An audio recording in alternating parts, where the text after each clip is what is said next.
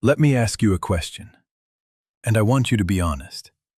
How do you feel after listening to a friend describe their trauma, or after watching the news about a tragedy halfway across the world?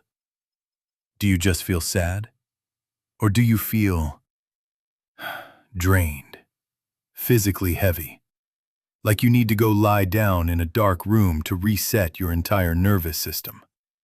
If that sounds like you, you've probably been told your whole life that you're just too sensitive.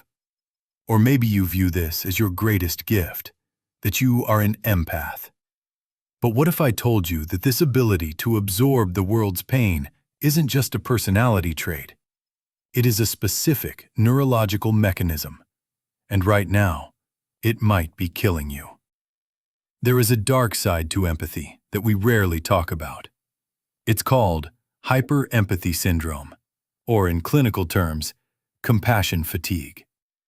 It's what happens when your brain's mirror neurons are stuck in overdrive, hijacking your own biological survival systems to process someone else's danger. In the next 15 minutes, we are going to shut down the empath myths and look at the actual neuroscience. We're going to look at a groundbreaking study that proves empathy and compassion are two different brain circuits. One hurts you, and one heals you. And I'm going to show you how to switch from one to the other. Because you don't have to stop caring to stop suffering. Let's dive in. To understand why you feel this way, we first have to break a major misconception. In pop culture, being an empath is treated almost like a magical power. But scientifically, empathy isn't magic. It's biology. And it's not all the same. Psychologists distinguish between two main types of empathy: affective empathy and cognitive empathy. Cognitive empathy is, I understand what you are feeling. It's intellectual. It's perspective-taking. It's like looking at a map of someone else's terrain. Affective empathy, on the other hand, is, I feel what you are feeling. It's visceral. When they cry, your throat tightens. When they are anxious, your heart races. If you are watching this video, you likely score off the charts on affective empathy. You don't just know someone is in pain. You simulate that pain in your own body. And while that connects you deeply to others, it comes with a steep physiological cost. So why does this happen? Why can't you just listen to a problem without taking it home with you? The answer lies in a discovery made in the 1990s: mirror neurons. These are specialized neurons in your brain that fire both when you act and when you observe someone else performing the same action. If I smile, your mirror neurons for smiling fire. If I wince in pain, your mirror neurons for pain fire. This system was designed for social learning and survival. If I see you look terrified at a snake, I need to feel fear instantly, so I run too. I don't have time to intellectually process the snake. I need the emotional contagion. For a deep thinker or a highly sensitive person, this mirror neuron system is often hyperactive. You are constantly scanning for micro-expressions, tone shifts, and hidden tensions. You are unconsciously mirroring the emotional state of everyone in the room. And here is the problem. Your brain struggles to distinguish between their stress and your stress. When you absorb their anxiety, your body releases cortisol, the stress hormone, just as if you were the one in danger. You are literally running a marathon of stress responses while sitting still on a couch listening to a friend. No wonder you're exhausted. You are living 10 lives at once. Now this is where it gets fascinating.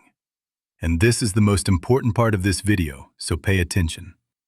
For a long time, scientists thought empathy and compassion were the same thing.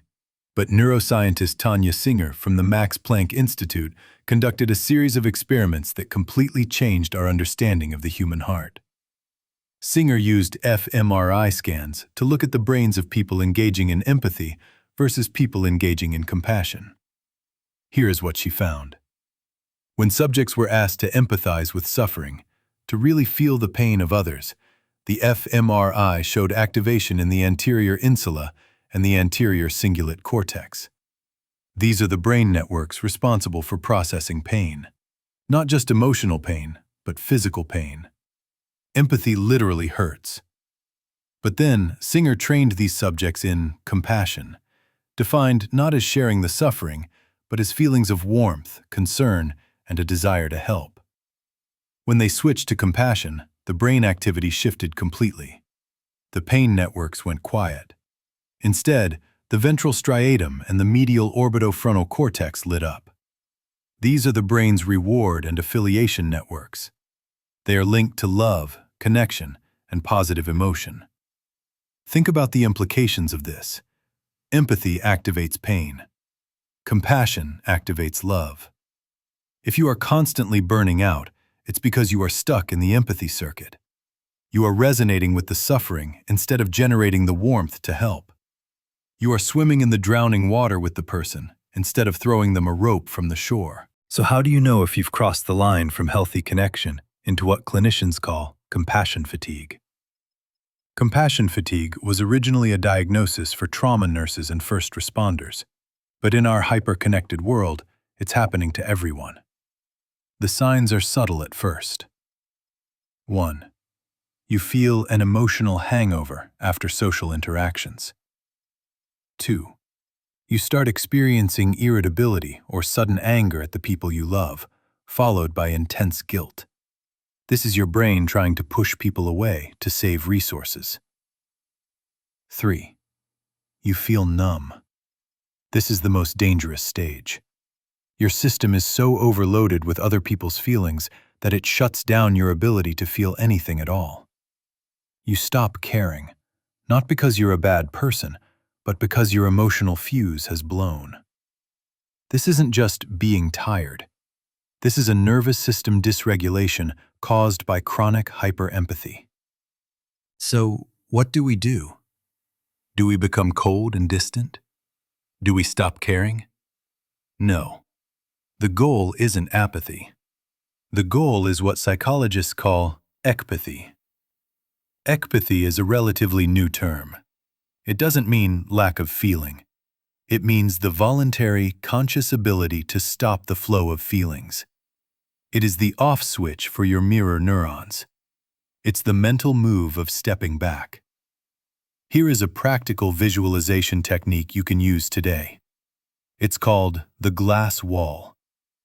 When you are listening to someone in distress and you feel that familiar pull to merge with their pain, visualize a clear glass wall sliding down between you and them.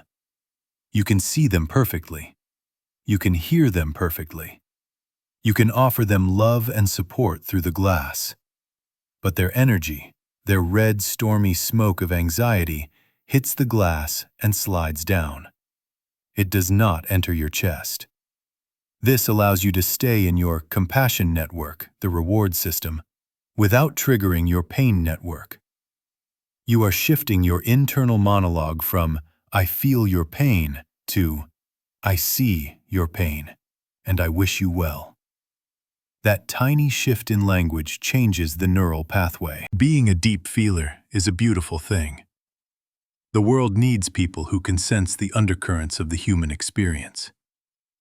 But you cannot pour from an empty cup, and you certainly cannot save anyone if you are drowning alongside them. Your empathy is a tool, not your identity. And like any power tool, it needs a safety switch. Learning to turn it off doesn't make you less human. It makes you a sustainable one.